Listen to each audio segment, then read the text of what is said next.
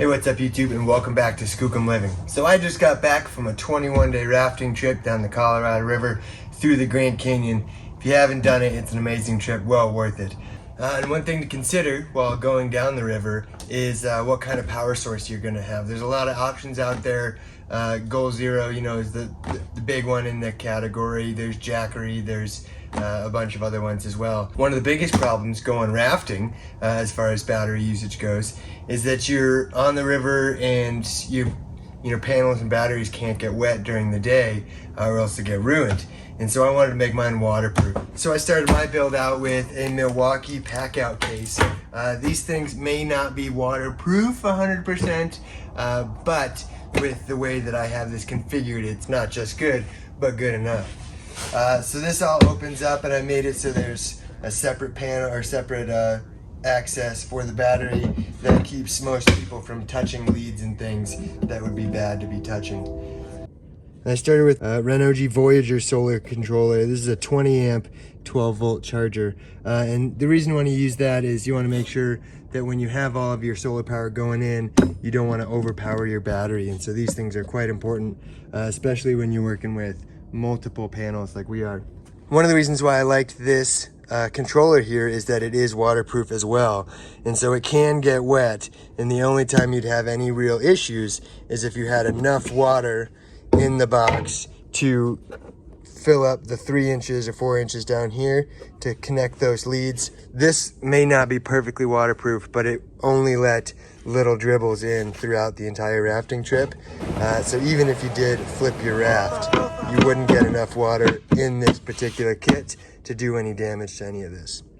Then on the side here, we have a waterproof port that allows both the positive and negative leads for the solar panels to come through, and they just come underneath this box right here. On here, I made mine modular so I can make it bigger if I need to. Right now, I have a cap in here that holds 2 USBs and 1 USB-C, and then I have 2 regular 12 volt plugs right there.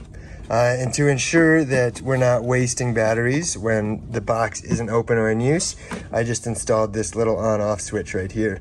And so by flipping that switch either direction, it shows you how much battery there is in there, and then both powers on all 3 of these outlets. One of the good things about having the battery switch is once you flip that off, all 3 of these outlets no longer have power going to them. So if they get wet, if they get flooded, it doesn't matter. It's not going to mess up the system. For this particular trip, I also wanted to have some good camp lights, because trying to cook dinner for 16 people in a backcountry kitchen is a little difficult sometimes, and so I wanted to have a bunch of light. And so I had some of these from a previous project. They're just an LED light strip. And I saw in the box that the output for the little inverter was 12 volts. That's what we're building right here, is a 12 volt kit. And so that's why I put these 12 volt outlets in here. And that way you can use lights. And so these are pretty cheap on Amazon. I think it was $3 a piece for these little male 12 volt plugs.